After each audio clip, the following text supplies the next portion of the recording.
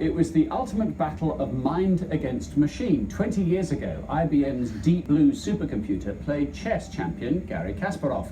Mind won the first encounter, but the computer took the honours in a rematch. Well, chess is one thing, but this month the fight reaches the next level with a game of Go. This is an ancient Chinese game with a much bigger number of possible moves than chess.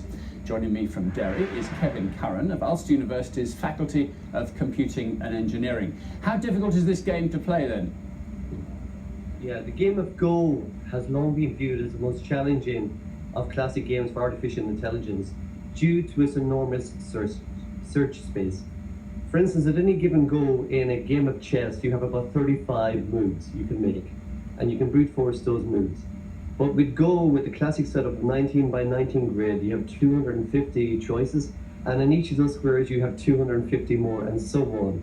In fact, there's as many search opportunities, search space decisions to be made as atoms in the universe. It is nearly impossible. It is actually impossible to do what we've done with Deep Blue, with beating a chess player, as in a brute force where you code every single decision in. That's why you have to use what we call these new forms of neural networks, machine intelligence, artificial intelligence, so that you can build a machine which is able to limit that search space to come up with an algorithm which is actually able to beat a human. Just help us with that brute force analogy. I mean, if I've got 4 tumblers on my bike padlock, I can, I suppose if I've got time, go through every single combination of that, can't I? And a computer can do likewise.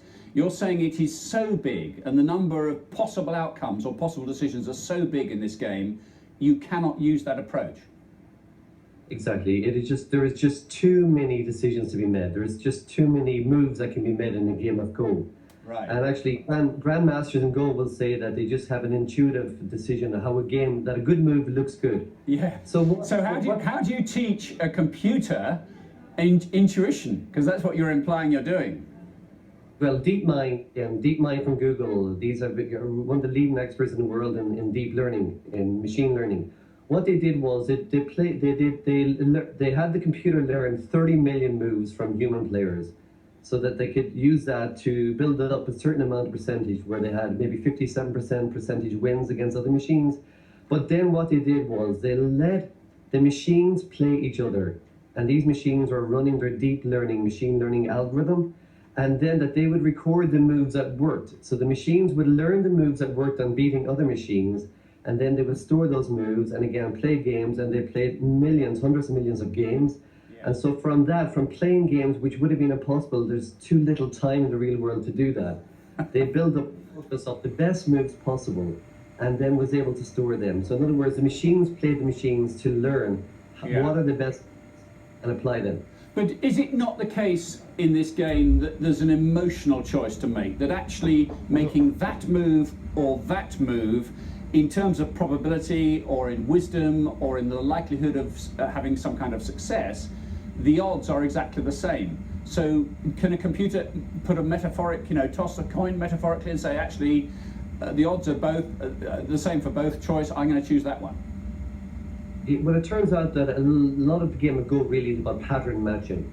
And that's where algorithms like deep learning really come into their own for pattern matching. Again, that they've been applied in the real world, for instance, in searching for images online or natural language processing, audio processing again. So when it comes to this game, actually, it seems that the moves that are the best moves, they just have a certain pattern to them. And that's where this algorithm in particular really comes into its own.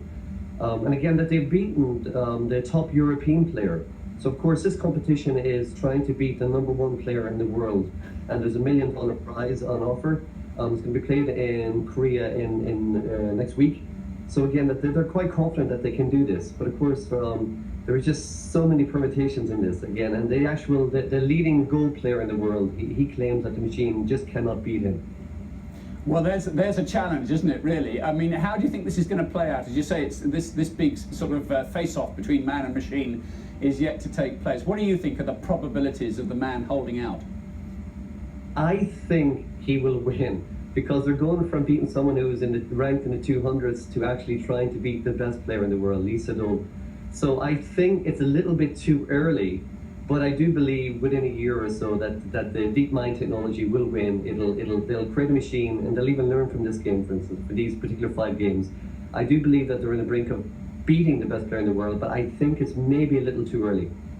Kevin, good to talk to you. Kevin Curran from Ulster University's Faculty of Computing and Engineering. We'll see what happens in that game. Thank you. Welcome. This is Digital View on Sky News.